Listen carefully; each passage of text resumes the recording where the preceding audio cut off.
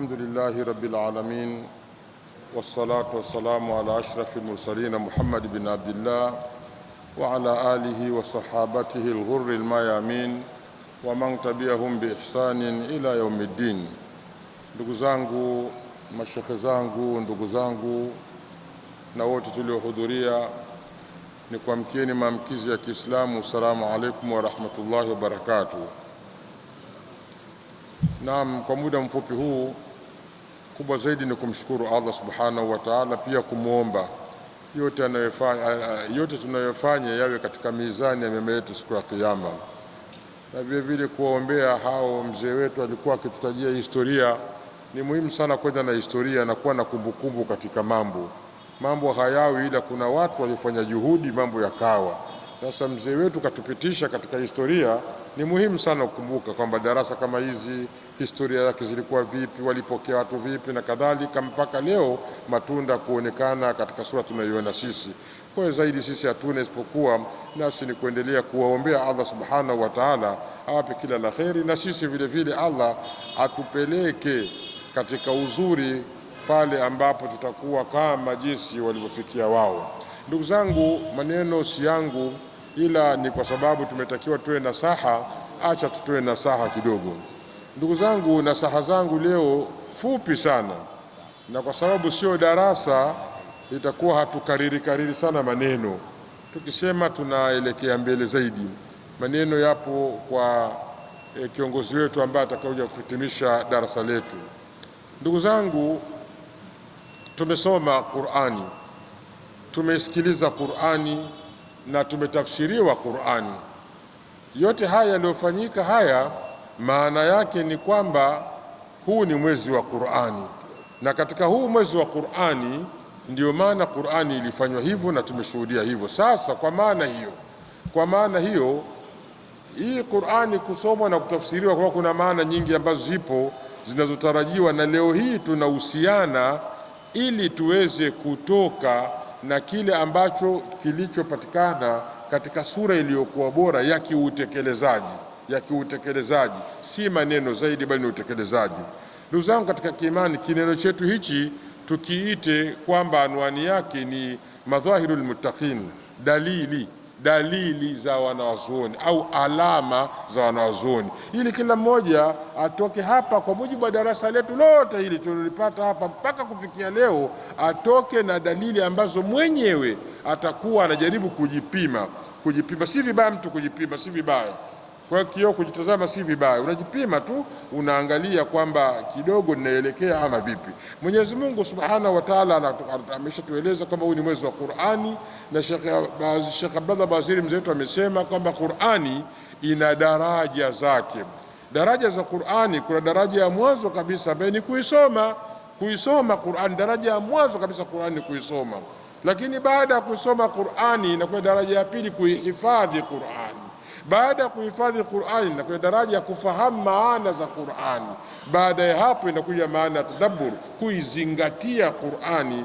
Halafu inakuja daraja ya mwisho ni kuipeleka kwa wengine waweze kuifahamu Qur'ani.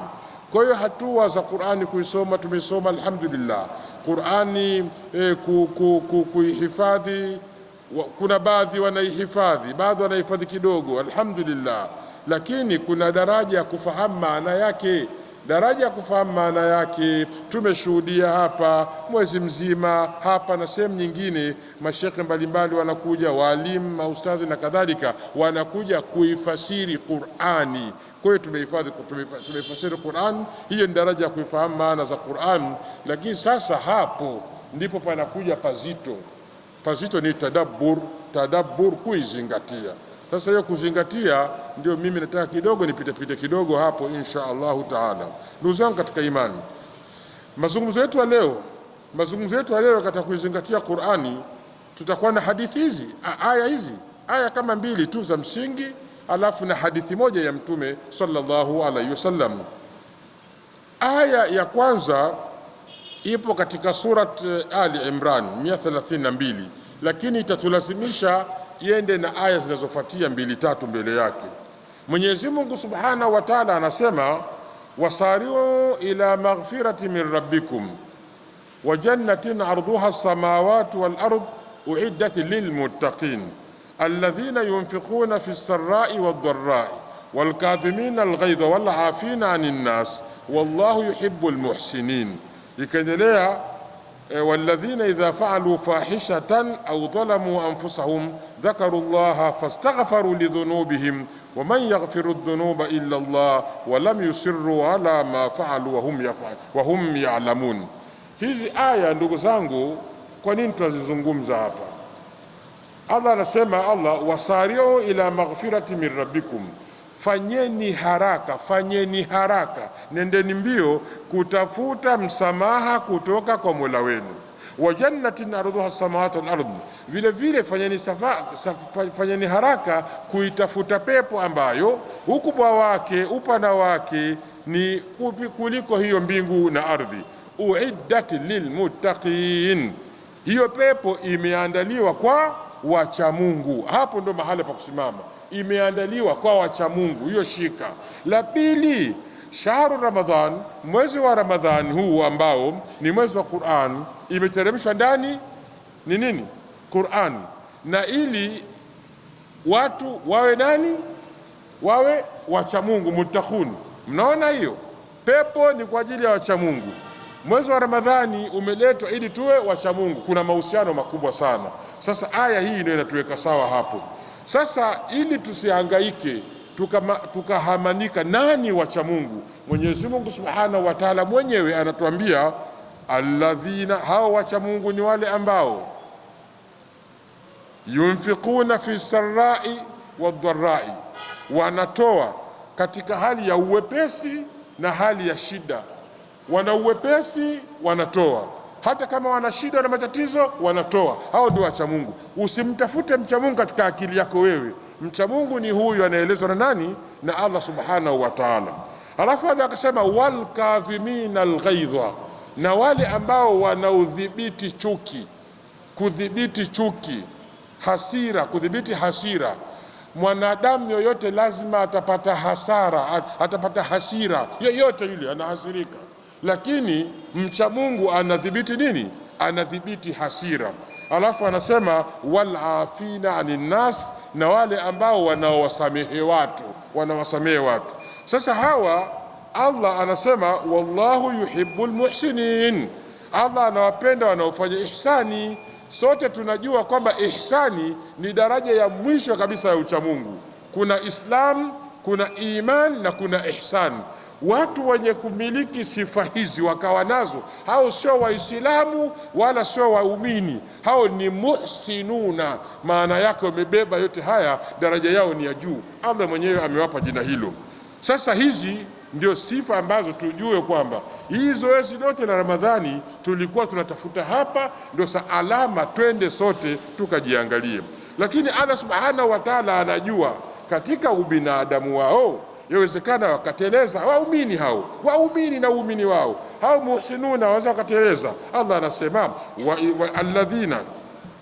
walladhina idha fa'alu fahishatan, na wale ambao watakaofanya kosa, watakaofanya uchafu na baya, au dhalamu anfusahum, au wamejidhulumu nafsi zao kwa kufanya lile ambalo Allah hapendi walifanye, dhakarullah, wanamkumbuka nini?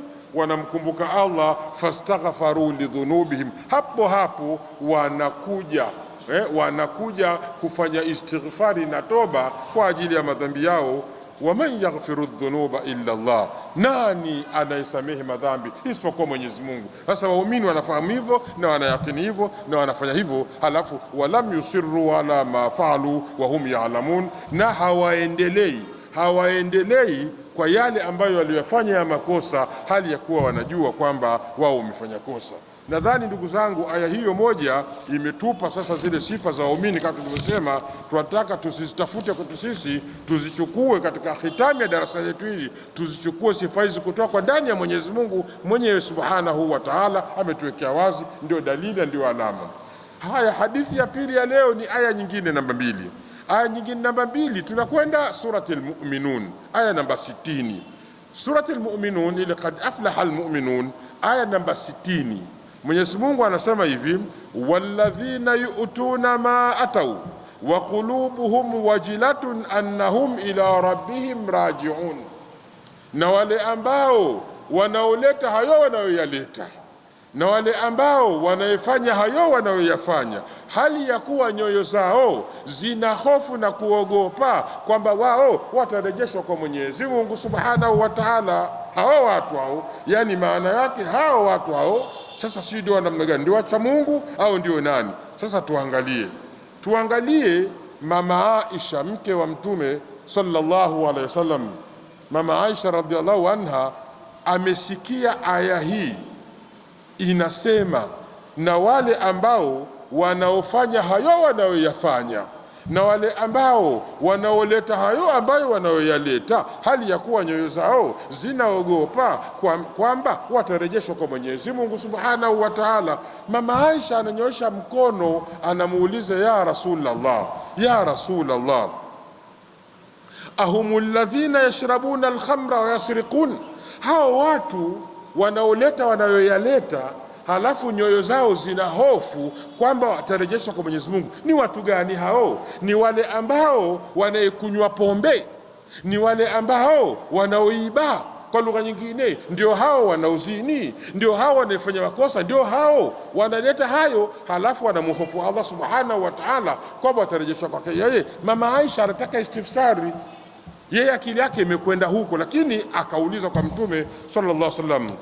Faqala an-nabiy sallallahu alaihi wasallam, la ya binta Siddiq, yani alimuita katika jina lile la mapenzi, jina la mapenzi. Mkewe anamuita katika jina la mapenzi, la ya binta Siddiq, sio unavyofikiria wewe, mtoto wa Siddiq, mke wangu wewe, mama wa waumini, mtoto wa Siddiq, Abubakar Siddiqi, ili amtulize, afurahi kwanza kuitwa vile, awezi kupata somo zuri na tafsiri ya aya hii jinsi ilivyo. Ni muhimu sana.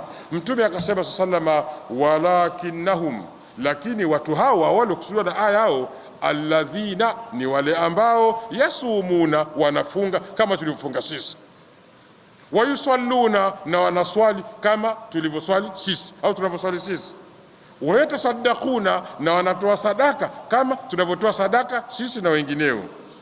Anasema wahum yakhafuna, hali ya kuwa wanahofu, alla tuqbala minhum, kwamba hizo ibada zao zisikubaliwe na Allah Subhanahu wa Ta'ala. Ulaika, hao, alladhina yusari'una fil khairat, hao ndio wenye sifa ya kwamba wanakwenda haraka sana kuzikimbilia kheri, kama tulivyosoma kwa nini ile aya wasari'u, wale wanaokwenda mbio ndio hao. Mtume sallallahu alaihi wasallam anatafsiri. Sasa tuitafsiri ile aya, maana nimesema tu niliacha kuitafsiri ili kwa tupate tafsiri ya Mtume sallallahu alaihi wasallam, ndio niimalizie maneno. Ile aya inasemaje? Sikilizeni. Na yu'tuna ma atau, na wale ambao wanaefanya kheri, na wale ambao wanaofanya kheri, ma atau, kheri ambazo wanazozifanya, wa qulubuhum wajila, hali ya kuwa nyoyo zao zina hofu, annahum ila rabbihim rajiun, kwamba watarejeshwa kwa Mwenyezi Mungu Subhanahu wa Ta'ala. Wale ambao wanaofanya kheri, sio watu wanaofanya maasi. Aya hii inaeleza watu ambao wanaofanya kheri, na ndio tumesema wanaofanya kheri kwa sababu tafsiri ya nani? Ya Mtume sallallahu alaihi wasallam. Amesema kwamba wanafanya nini? Wanafunga, wanaswali, wanatoa sadaka. Hao watu hao wanayafanya hayo. Kuna kheri dogo, kuna kheri ndogo katika vitu vitatu hivyo, si ndio? Mama za kheri hizo, mama za kheri, shaka kufunga, ibada ambayo malipo yake hayajui isipokuwa Mwenyezi Mungu, ndugu zangu, malipo yake. Kuswali, hii swala itakuwa ndio ya mwanzo kuhesabiwa akhera. Kutoa sadaka, kutoa infaq, ibada ambayo kila ikitaja swala na kutoa inatajwa, tunakuwa namna hiyo.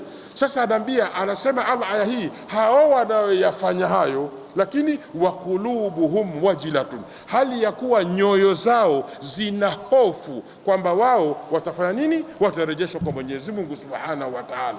Sasa ndugu zangu, hizi hapa ukiangalia ndio nini? Ndio sifa za wacha Mungu. Sasa tusikae hapa, tumejaribu kufumbua sasa kitandawili. Tulikuwa tunasema tu